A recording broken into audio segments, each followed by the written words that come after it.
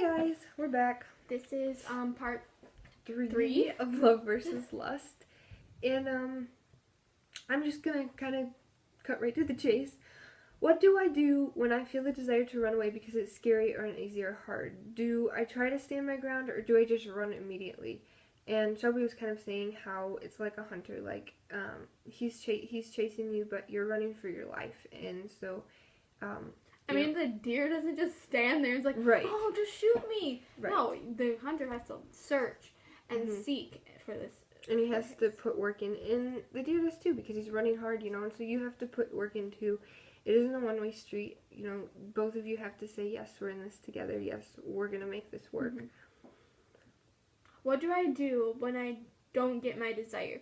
Do I stand and try, or do I give in? Ultimatum?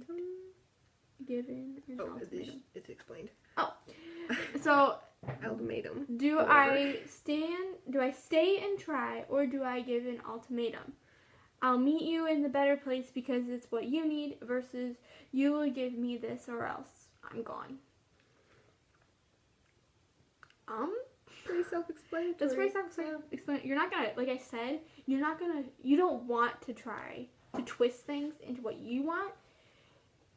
You want to meet on the battlefield. You want to meet on the better place together and having good communication and talking to each other. And meet halfway instead of saying, okay, well, I'll meet you at 25% if you'll bring the 75% kind of thing. Or I'll be jumping off the cliff and you'll be like halfway and nobody knows what's going on. So. Okay, and then do I want to invest in this person, or am I only investing because my desires are in it for right now? Am I only in it because I have feelings for you right now, or in the long run, am I going to say, yes, we can do this, Yeah. And do I want to give this person what they need, even if it seems unsure, or do I just want to do what makes me happy, my needs, and make sure my needs and desires are met? And we're kind of repeating ourselves. That's kind of what he's supposed to do. Yeah. Or that's what he's supposed to do, is make sure your needs are met, and then you're supposed to make sure his needs are met as together. Exactly. Not one individual person doing it. Right. So. Yeah, we're kind of repeating ourselves, but that's really because it's how something it's that needs to be driven home. Definitely. And so this is verses. This is kind of God's view in the Bible about how He sees a relationship should be, or how it shouldn't be. Some of them how it should be. All right, I have to find that verse. Hang on. We put bookmarks, but we didn't mark the verse. Which ones? Yeah. So. All right. Nope, that's not it. Psalms. Okay, I have Psalms 119:9, and it says, "How can a young man keep his way pure? By keeping his word." And that goes for a young woman too. Keep your way pure by keeping your word. Know the Bible. Know what God says about love and lust, and know what He says about a relationship, and just how it should be versus how the world has twisted it, and so really be in your Bible, be in your word, know what you want, or what He wants rather, out of a relationship, and guard yourself from sinful desires, and protect your heart from impure things, because that's from the devil. I'm not ignoring Allie here. I'm trying to find this one. Okay, Ecclesiastes 12:1. Remember your Creator in the days of your youth, before the days of trouble came, and the years approach when you will say, I find no pleasure in them. So what it's saying is keep God in the center of your relationship, and your relationship will grow stronger. Consider everything, really. Honestly. Yeah, because in everything you do, which is hard, very hard. Yes, it's very hard. But if you don't have that desire from God to do it, then you're gonna lose the pleasure of it. You're gonna end up on the broad path without meaning to. Yeah. So just kind of go to Him go to Him first with everything you do, and that's hard to remember. I struggle with it, and I bet Ellie struggles with that. That we don't always think, wow, we woke up this morning. Thank you, God, for giving me breath. Thank you, God, for having me alive today. Or it's like that one quote, what if you only had today what you thanked God for yesterday? Yeah. Which is really profound Because if you think about it. You don't like say, like, even if you're driving somewhere, you don't thank God for, oh, thanks for the safe travel. Like, you don't. Thank you for my car. Yeah, thank you for the money I have, the gas. Like, Exactly. we don't think about the little things as a thank you because, you know, does God really care about all that little stuff? He does. Well, we were just at church today, was saying, yeah. and the pastor was saying that he was praying for his lawnmower or something. He had a really old lawnmower, and the bag was had holes in it, the collector bag. Yeah. And he said he was praying and looking, not all the time, but, you know, periodically, because he knew he needed a new one, and this lawnmower was old, so they didn't sell it in stores anymore. Well, he was going down the road one day, and on the side of the road was the exact bag for his model. He kept driving. He's like, no way, that can't be the model. Like, that can't be the same thing. And then he turns around, and he's like, whoa! And then he just literally screams out and says, thank you, Jesus. Yeah. Like, and he said he thought that maybe there was an angel in the trailer that it came up and was just like, phew, because that was what he needed. Alright, the next one that we have is Jeremiah 29:11, which is, for I know the plans I have for you, declares the Lord. Plans to give you a hope and a future, plans to prosper you, not to harm you. And, God knows the plan that he has for you, and sometimes we stray off that path or we try and go our own way. But we somehow end up on the path? Yes. If you keep asking and listening and actively seeking his will for you, he will help you get there, and he will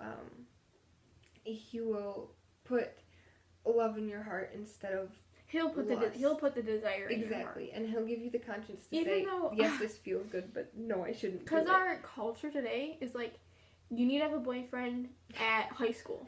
No, not even high school anymore. It's middle school. Oh, yes. Like, as soon as you end elementary school, it's like you have to find, a girl has to find a boyfriend, and a boy has to find their girlfriend. And that's supposed to last through high school, you know? Like, if it doesn't, then everybody's like, whoa, what happened to you guys? Yeah. And it's not that way. No, you can wait till, like, college, like, till after college, till you find your husband or your boyfriend or girlfriend, because God's going to plant that desire in that person at his own timing. Even though we don't want to wait for God's timing, because who knows when that will be. It'd be, like, 20 years down the road, or now, or a month from now, or a year from now. We never know. But he's going to put the desire in your heart and in that person's heart, too. Exactly. Okay. So, 2 Timothy. I'm going to pull up the next one.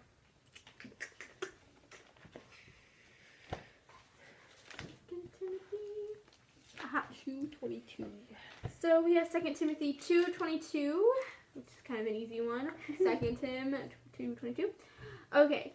So, flee the evil desires of youth and pursue righteousness, faith, love, and peace, along with those who call on the Lord out of a pure heart. Flee from your youthful passion. Don't get swept up in the world, but focus on righteousness, faith, love, and peace. If your relationship is based on those, then your feelings are okay to have. It is lustful, evil desires that God forbids, not feelings. So it's kind of like what we were talking about before, you know, that don't get swept up in what the world says you have to have, because that isn't what God says you have to have.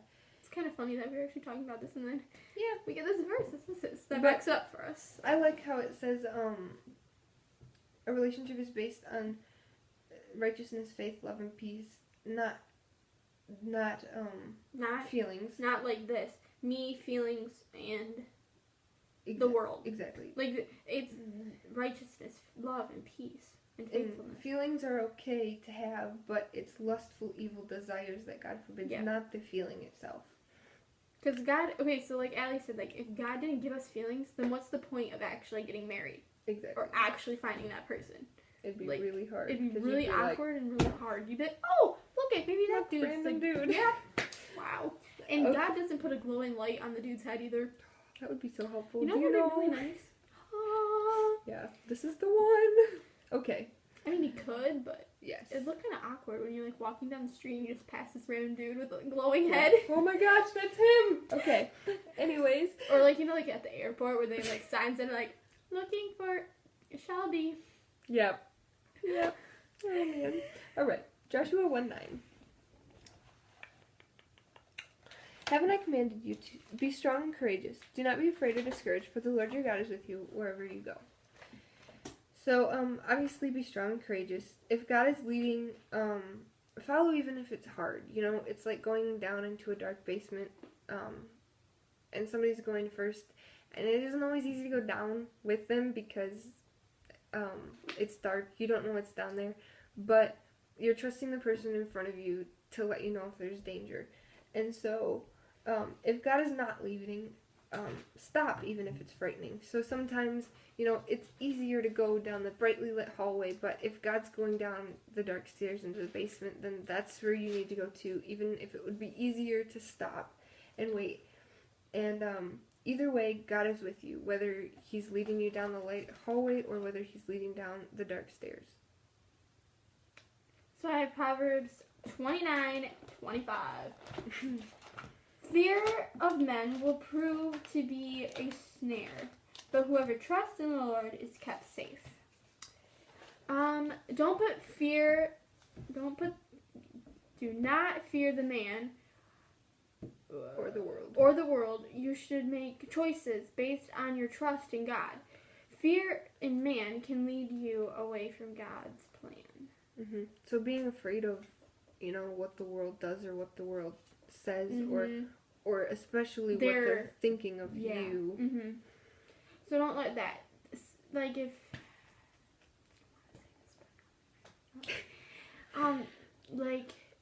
don't let the fear of, like, people that are speaking in your ear say, no, you can't do that because of my breakup, you can't do this because of my situation. Don't let that happen, because then you're going to be scared and you're going to be like, well, if their relationship didn't work out, then what's hope for our relationship? How will that work out? Exactly. Because the amount of people who have had bad relationships, there's the same amount of people, or maybe more, that have had the best relationship and have had marriage.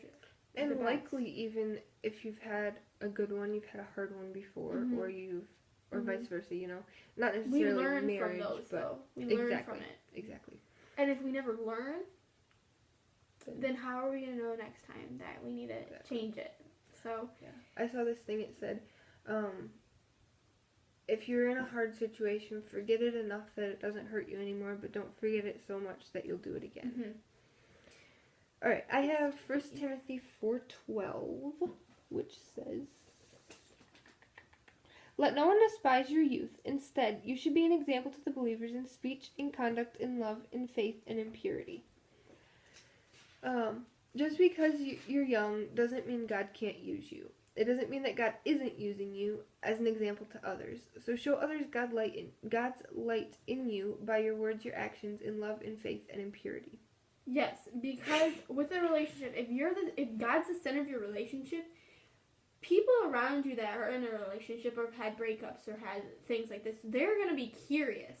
They're going to wonder why your relationship is so strong, why your relationship is, like, building, like, really, and growing, and you guys are growing together in your faith, and you're growing stronger and stronger and stronger.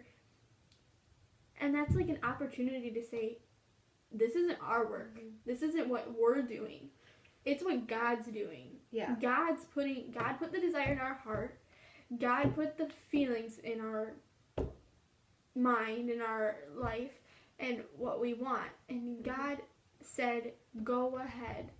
Exactly. This is the woman or the man that I have for you. Go ahead. You will be a light unto my world. And you will...